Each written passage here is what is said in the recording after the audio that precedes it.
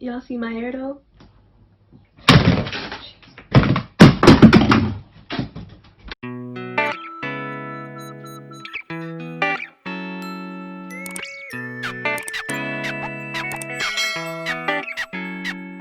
Hey everyone, and welcome to Do Tell with me, Sienna Michelle, where the aim is to always bring to light what is too often left in the dark. And today, I hope we're successful in doing that. This is the show that keeps it real, so that's what we're going to try to do. This topic of today can be triggering, may make some people a little uncomfortable, but that's the goal. So let's get right into it. Misogynoir. Let's talk about it. Let's talk about it. Actually, let's talk about it. I just want to preface this video by saying that it has been over 100 days. 100 days since Breonna Taylor was brutally murdered, and out of her 3 killers, only 1 was fired. Brett Hankinson was fired after over 100 days. Just fired. And just one of them. Jonathan Mattingly, Miles Cosgrove, her other 2 killers, administrative leave still, I believe. Yeah, that's a no from me. So I just wanted to preface this video with that information so you can get a glimpse as to why I felt it was needed to extend the conversation of Black women being wrongfully, continuously, historically ignored.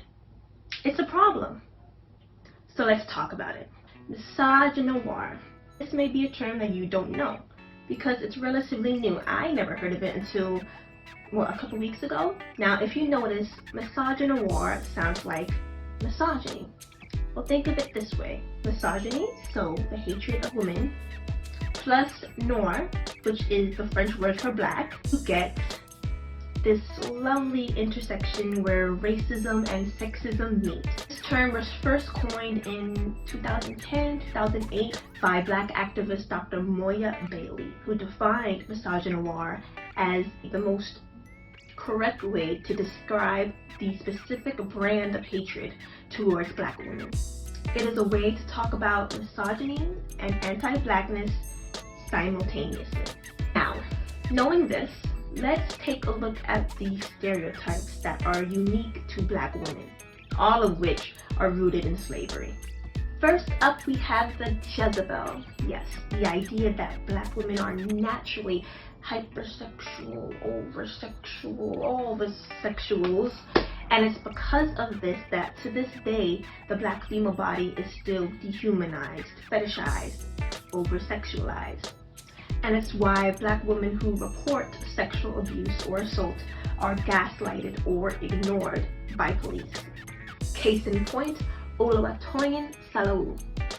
I said this in my last video and I will say it again. Oluwatoyin, only 19 years old, and at that young age she was using everything in her, all of her breath, to fight for her people. And she was sexually assaulted, went to the police, they did nothing, went to Twitter just to let people know.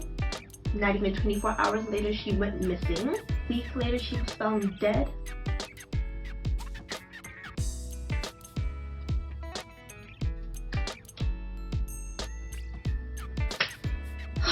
Next up, we have the adultification of Black girls in general.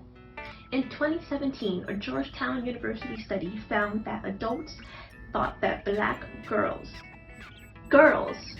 were less innocent and more adult-like than white girls. This leads to sexualizing little Black girls, rape culture, and victim blaming. Case in point, not too long ago, on my Twitter feed, something was happening. I don't know who started it, where it started, but I kept seeing so many girls on my feed around my age, since I follow people mostly around my age, but so many girls on my feed just saying, I was 18, I was 12, I was 10, I was 5, It took seeing that first one to know that they were talking about being sexually assaulted. Keep in mind the ages I just said. I was 18, I was 12, I was 10, I was 5. Those aren't random ages that I'm thinking of in my head. Those are the actual ages I was seeing on my feed. I believe it was a way to just raise awareness and show support for women that have gone through that traumatic experience. But what I also saw and what I also heard were men straight up not believing them. Men saying, oh, not everyone was sexually assaulted.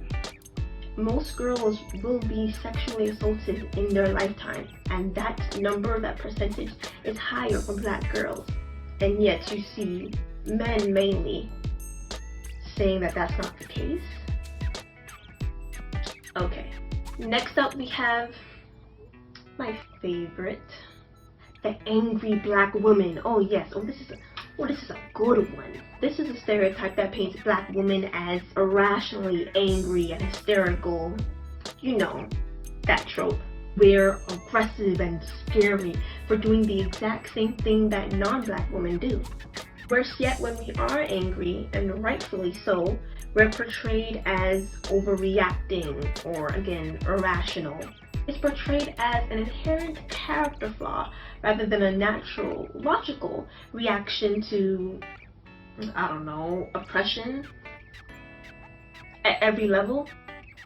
Case in point, I am intentional in adjusting my tone when talking about something that I am passionate about so that I do not unknowingly, accidentally fall, so to speak, into this stereotype. Because I know the harm this stereotype causes. I know that if I come off angry, more often than not, I will automatically be viewed as irrational, or anything else that comes out of my mouth won't be heard. It will be assumed that my anger, since it's irrational, negates everything I'm saying, even if it is illogical, even if it is right, even if it is warranted. That's something I have to intentionally keep in mind. I don't know when I started, I don't know how, but I know that I do that. And that's not okay. And the last one I'm going to be talking about, stereotype that Black women are strong / Black women don't feel pain or they exaggerate pain. And like all the other stereotypes, this is rooted in slavery. And we can see how it has progressed over time. If you look at the mid-19th century to be exact, Dr. J. Marion Sims, the father of gynecology, built his career on experimenting on Black women without anesthesia. This is because of this racist notion, this racist stereotype that Black women are so strong that they can't feel pain. And racism in the medical field is still rampant to this day. Case in point, Serena Williams, the greatest tennis player in the world, period. She nearly died giving birth to her baby girl because doctors would not listen when she was saying, hey, my body is telling me that something is wrong. It happened to her. Imagine all the other Black women, not of her status, stature, economic standing, that this has happened to. Black women are 4 to 5 times more likely to die during childbirth than white women. And they are 2 to 3 times more likely to die than Hispanic and Asian women. Stop minimizing Black women's pain. Stop. Now, the list of stereotypes and their manifestations goes on, but one constant remains. They are all rooted in misogynoir. So listen to Black women. Educate yourself on this so that you can educate others. So that one day, in a distant future that I cannot see right now, when enough people have listened, we won't have to have this conversation again.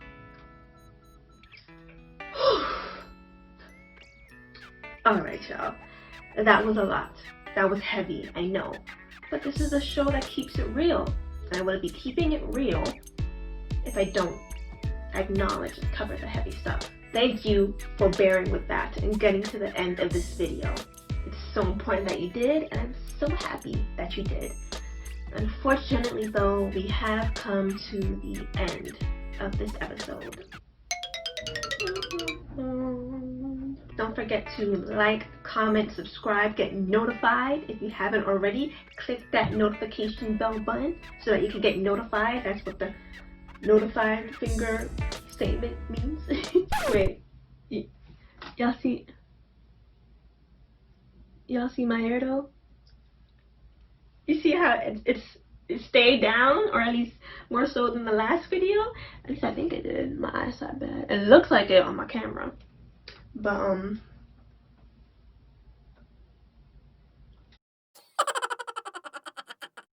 I'm so proud of her. Okay. Listen, this is progress, especially if you saw the last video. This is progress. Okay, I'm gone. So don't forget to like, comment, subscribe, get notified. And until there's more to tell, this is Sienna Michelle bidding you a farewell. Bye!